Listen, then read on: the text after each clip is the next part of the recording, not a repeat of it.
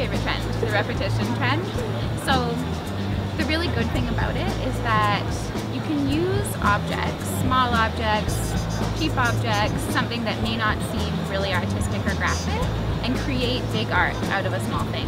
That's kind of the goal of the repetition trend. So an example would be if you had a small piece of colorful paper, but in a little frame, simple.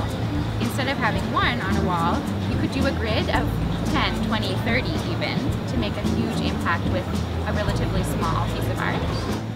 This is my favorite trend, and something that I've always used in my own home and really do my best to incorporate in projects that we work on. I think that the easiest way to explain it is just, it's an eclectic style. So mix your eras, mix your colors, mix your scale, your overall feel. Textures. And don't try to match it. We're seeing more saturation, less fear with color, and just more colors within one space. It's teals and oranges and greens. Saturated deep purple even, and like things that mix it up. And so kind of what is making it 2013, instead of, there's always a color every year, is using it in textiles instead of on the walls.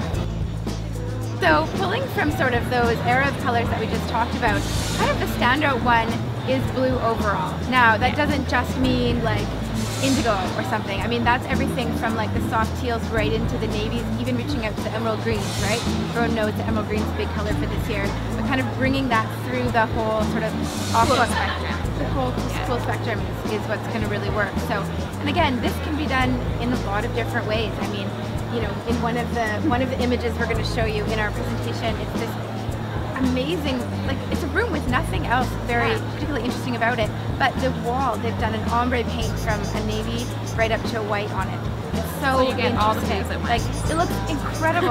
And it's one wall, right? You know, the rest of it, they didn't change anything else in their space. One feature wall. It's so simple. And it's cool because the colors that we've seen for I think three to 4 years are all warm tones. Yeah. Last year was tangerine, before it was a coral, before that it was a version of a pink. And so suddenly we're going totally opposite blue, but they look cool together.